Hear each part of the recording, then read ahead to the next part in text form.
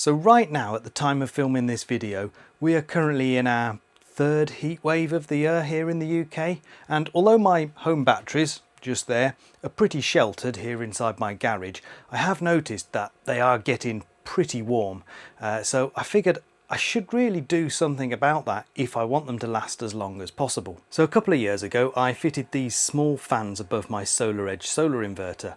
They're USB powered fans from a company called Eluteng, and I just plugged them into a smart plug and controlled turning that on or off using an automation in Home Assistant. So because I was monitoring the temperature of that inverter in Home Assistant, I could then use that data to control when I was turning the fans on and off. And I thought, well, I can also get the temperature data of the Give Energy inverters. So I thought I should probably do the same for those so as I can increase their lifespan as well. Eluteng also make these larger USB powered fans. So I purchased a pair of these 120mm ones and I've mounted them on top of the inverter. And they really do make a huge difference. I'll show you the evidence of that later, so stick around for that. So I've got two Give Energy inverters. I've got the all-in-one just there and then the smaller AC3 just there. And I'm going to do a bit of a demo of how to install the fans on the AC3 because I've clearly already done the all-in-one. So let's see how I get on putting fans on the AC3. Okay, so this is the top of the inverter and the plan is I'm going to get these fans here and put them strategically on top of the inverter in this sort of position here. You can see there's like a chunky lump there and we want to avoid putting the fan over that. We just want the fan over these fins here. So I'm going to put one roughly there and one roughly there, and then this USB cable is going to plug in, let me move the camera across, to this USB power supply just here. This is a smart power supply from TP-Link.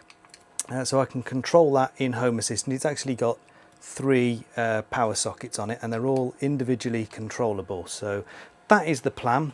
Get the USB fan mounted on there and then plugged into a socket up there. Now obviously the problem we've got is we can't just stick them on here loose because they're going to get knocked out the way, aren't they? They're just going to get knocked out of position.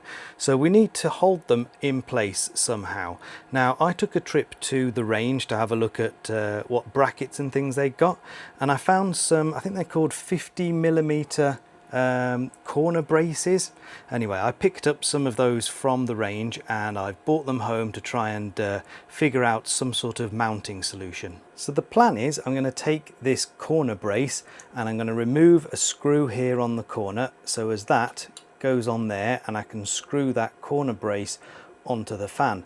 Now that bracket will then get screwed to the wall as well, just behind the inverter. But you can see the problem here is this bracket is a little bit too long. So I'm going to have to saw that across there so as it will fit nicely on the fan. So let's get the hacksaw out and sort that out.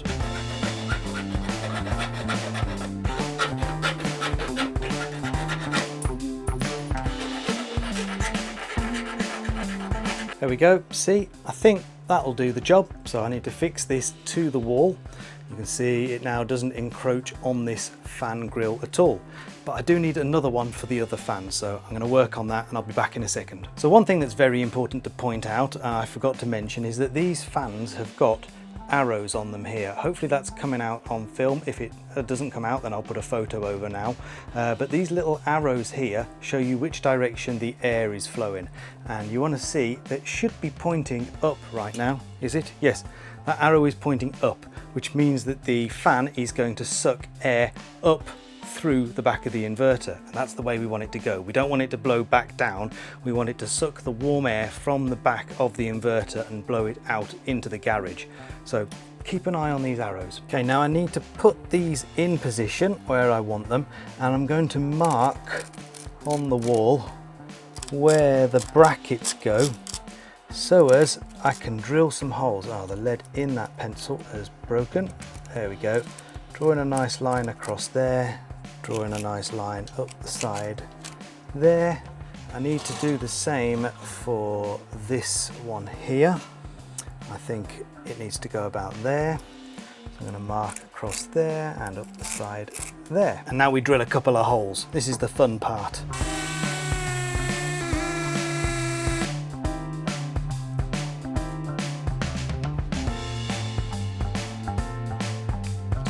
So the brackets are all fitted to the wall, but before I fit the fans to the bracket, there is another little detail you need to consider. So if we just flip the fan over, you can get these little rubber or silicone feet, and if you take a couple of them and put them over the screws at the front, because these fans are going to be resting on top of the inverter, and when they start to spin up they can rattle and make a bit of a noise. So that means that when these sit on the inverter, they're damping all the noise, so you don't get any rattling at all. Right, I think it's all ready to go. The fans are in place, they're bolted to the wall. I've got the little feet on.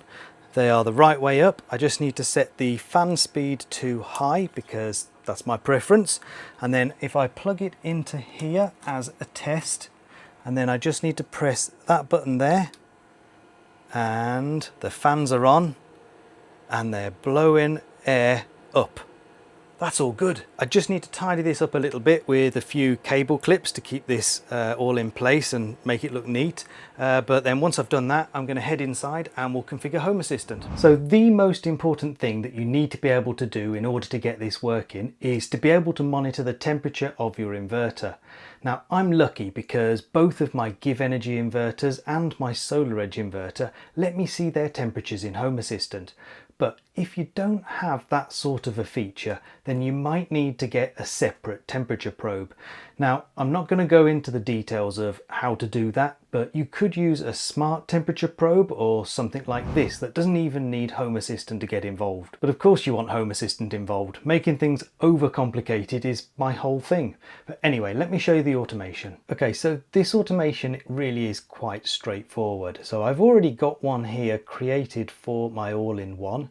And all I'm going to do is I'm going to duplicate that so as you can see what we've got here. So just to talk you through the logic of this automation, what it'll do is trigger when the inverter temperature is above 39 degrees, and that is when we want the fan to turn on, and then it'll trigger again when it drops below 38 degrees, and that's so as we can get the fan to turn off. The problem is you can't really see the logic properly in GUI mode, so I'm going to switch to YAML mode and show you it here. Now this automation is actually for my all-in-one, so we need to change the temperature sensor that it is monitoring, and that is this one here. So this is now my AC3, and we also need to change the smart plug that it's using. So it's not plug 3, it's actually in plug 2 of that smart switch there.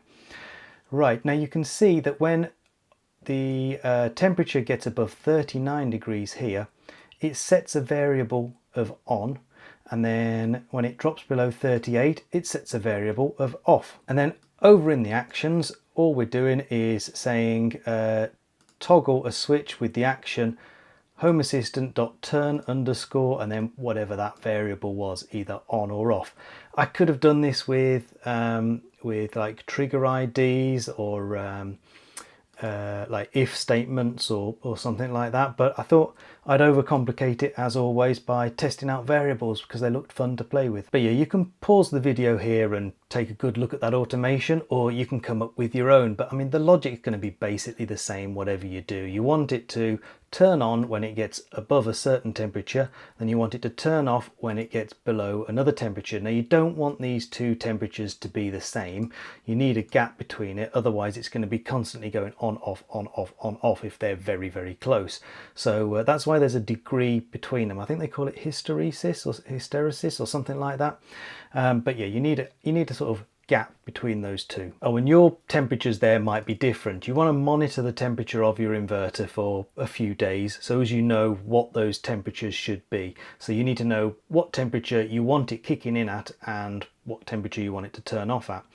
I've actually got for the Solar Edge inverter, they're very different to the Give Energy one, so I'm making a guess that this Give Energy one is going to be similar to the all-in-one, but we will see. So let's click on save, and I'm going to give it a name of that, and I must have not copied that, there we go, fan AC3 inverter cooling, and I add that to a category of power and energy and save. There we go. That's all done. That's going to sit there working. Now when those fans kick in, I found that they really do make a huge difference to the inverter temperature.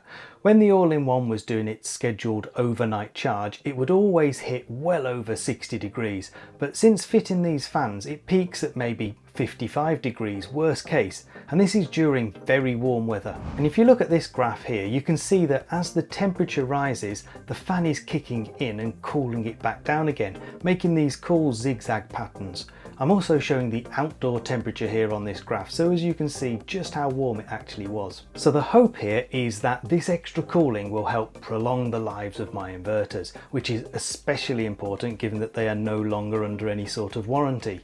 The fans aren't expensive really, they're about 15 quid for a pair plus a couple of quid for the brackets, and I'll stick links down in the description, or you can scan the QR code here if you're interested in checking them out. Please give this video a like if you found it useful, and subscribe to my channel for free to see more from me. A massive thank you to my channel members and patrons listed here. If you'd like early access to my videos and some bonus content too, then check out the description for information on joining. Thank you for watching, goodbye.